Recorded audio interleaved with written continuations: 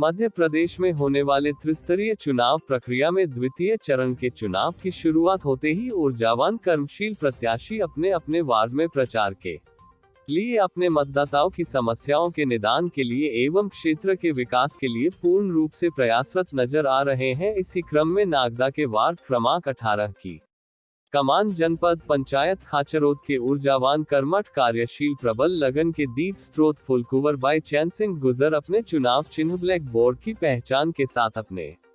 Ward क्रमांक 18 में मतदाताओं को पूर्ण लाभ का आश्वासन देते हुए पूर्ण रूप से अपने पर भरोसा जताने का वादा कर रहे हैं। अपने क्षेत्र में फुलकुंवर बाई चैन सिंह गुजर जब ग्राम पंचायतों के दौरे पर निकले तो अपने क्षेत्र में आने वाली सभी पंचायतों की प्रमुख समस्याओं पर आपकी विशेष नजर रही। जिस गांव में ग्राम वासियों को जो भी प्रमुख समस्या है उसका पूर्ण निदान करने का वादा एवं अपने क्षेत्र में आने वाली सभी ग्राम पंचायतों का उत्तम से उत्तम विकास का लक्ष्य रख फुलकुंवर बाई चैन सिंह गुजर अपने मतदाता बंधुओं से 1 तारीख को होने वाले मतदान में ब्लैक बोर्ड पर मोहर लगाने की अपील के साथ अपनी पंचायतों में पूर्ण विकास का आश्वासन देते नजर आए। पत्नी चुनाव लड़ रही है, इनका चुनाव चिन्ह है ब्लैक बोर्ड। कल बड़नगर के परसों बड़नगर के जनपद और जिला पंचायत के जो रुझान आए हैं, जो प्रारंभिक रुझान जिसको मैं कहूँगा, उसमें 25 में से 18 जनपद की सीटें भारतीय जनता पार्टी के अधिकृत प्रत्याशी जीते हैं और मेरी जानकारी अनुसार जिला पंचायत में भी 4 में से 3 जिला पंचायतों में भारतीय जनता पार्टी के समर्थित उम्मीदवारों को विजयश्री की ओर वो अग्रसर हैं। आदरणीय चैन सिंह जी गुजर साहब पहले मंडी के डायरेक्टर रहे, सरपंच रहे। ऐसे ही रणछोड़ लाल जी गुजराती जो हमारे जिला पंचायत के अधिकृत प्रत्याशी हैं, ये भी जनपद सदस्य रहे और इसलिए मैं कह सकता हूं कि ये दोनों राजनीतिक क्षेत्र में, सामाजिक क्षेत्र में, धार्मिक क्षेत्र में एक अनुभवशील व्यक्तित्व है। और फिर सबसे बड़ी बात यह है कि मध्य प्रदेश में एक सक्षम नेतृत्व माननीय शिवराज सिंह जी चौहान का है और देश के अंदर माननीय नरेंद्र मोदी जी का एक सक्षम नेतृत्व देश के ऊपर, इस देश में जनता की सेवा कर रहा है और इसलिए लोगों में एक रुझान है। और विशेष करके वर्तमान में जो मध्य प्रदेश के मुख्यमंत्री जी का जो किसानों के प्रति, युवाओं के प्रति, वृद्धों के प्रति, माताओं के प्रति, बहनों के प्रति जो एक उनकी सकारात्मक, उनकी जो जन कल्याणकारी योजना हैं, उन योजनाओं से मुझे लगता है कि ज़रूर जनता आशीर्वाद भारतीय जनता पार्टी के समर्थित उम्मीदवारों को देगी। और दूसरी तरफ कांग्रेस नेतृत्व विहीन कांग्रेस है अभी,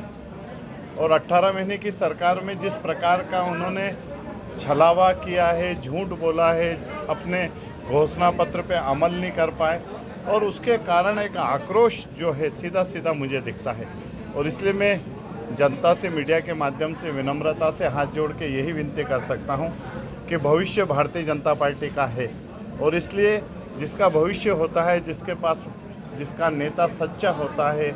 अच्छा होता है, ईमानदार होता है, जो जनता से जुड़ी हुई जन कल्याणकारी योजनाएं बनाता है, ऐसे दल का, भारतीय जनता पार्टी का आपको अगर आशीर्वाद हमें मुझे कोई शंका भी नहीं है, मिलेगा ही, निश्चित रूप से मिलेगा, क्योंकि हम लोग 24 में से 16 से 18 घंटे काम करने वाले